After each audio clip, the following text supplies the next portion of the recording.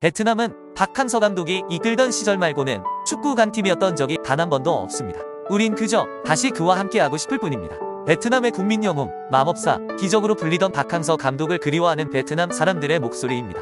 2017년부터 베트남 축구 국가대표 감독을 맡은 박항서 감독은 2023년까지 수많은 대회에서 우승을 하며 베트남에서 국민 영웅으로 칭송받아왔습니다. 베트남의 국가 영웅 호치민 바로 아래가 박항서 감독이라는 말이 있을 정도였는데요. 박항서 감독 퇴임 이후 베트남 축구 국가대표팀은 과거 일본 대표팀을 이끌던 트루시에 감독을 선임하여 최근 한국의 신태용 감독이 이끄는 인도네시아와 동남아시안 게임에서 맞붙었습니다. 충격적이게도 대회 3연패를 노리던 디펜딩 챔피언 베트남이 인도네시아에 무기력하게 패배하고 말았는데요. 베트남 현지에서는 트루시에 감독의 사퇴를 요구하며 박항서 감독을 다시 데려와야 한다는 목소리가 커지고 있습니다. 어떻게 된 일인지 알아보도록 하겠습니다. 구독과 좋아요는 큰 힘이 됩니다. 감사합니다. 사실 박항서 감독이 부임하기 전 베트남은 피파 랭킹 131호, 아시아는 물론 동남아시아에서도 최악체로 평가받던 나라였습니다. 2017년 9월 박항서 감독이 베트남 축구대표팀 감독으로 부임한 이후 베트남은 2018년 AFC U23 아시안컵에서 호주, 이라크, 카타르를 연달아 격파하며 동남아에서 최초 아시아리그 결승 진출을 이루어내며 본격적인 박항서 열풍의 시작을 알렸는데요. 2018년 아시안게임에서도 베트남은 파키스탄, 네팔, 일본을 차례로 격파하며 조 1위로 본선에 진출하였습니다. 특히 베트남은 일본을 단 한 번도 이겨본 적이 없었기 때문에 박항서 감독이 지휘봉을 잡고 처음으로 일본을 잡게 되자 베트남 현지에서 제대로 난리가 나기 시작합니다. 그렇게 조 1위로 본선에 진출한 베트남은 8강에서 시리아를 격파하고 4강에서 만난 아시아의 강호이자 우승 후보인 대한민국에게 패배하고 말았지만 사상 처음 아시안게임 4강 진출이라는 베트남 축구계의 새로운 역사를 만들게 되었던 것입니다. 하지만 여기서 박항서 감독은 멈추지 않고 또 한 번 베트남 전체를 들썩이게 만들고 마는데요. 바로 동남아 월드컵 AFF 챔피언십에서 라오스, 말레이시아, 캄보디아를 격파하여 조별리그를 통과한 후 본선에서 만난 필리핀, 말레이시아를 박살내고 10년 만에 우승컵을 베트남에 안겨주게 되었던 것입니다. 이뿐만이 아닙니다.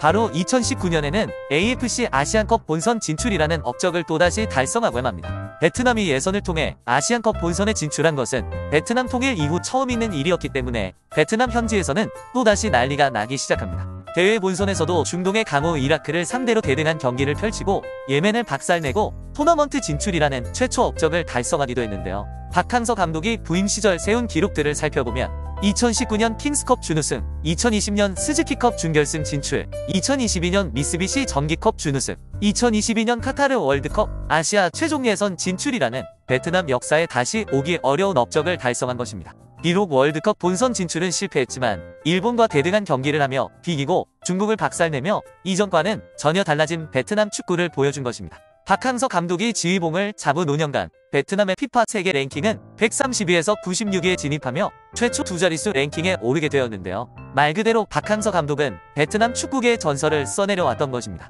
박항서 감독의 지휘 아래 일취월장한 베트남 축구대표팀은 박항서 감독이 처음 부임할 때는 오토바이를 타고 다닌 선수들이 현재는 전부 외제차를 타고 다닐 정도로 많은 변화가 있었는데요. 당시 베트남에서는 박항서 감독에게 존경의 의미를 담아 스승님이라는 뜻을 가진 쯔놈이라는 칭호로 부르기 시작했는데요.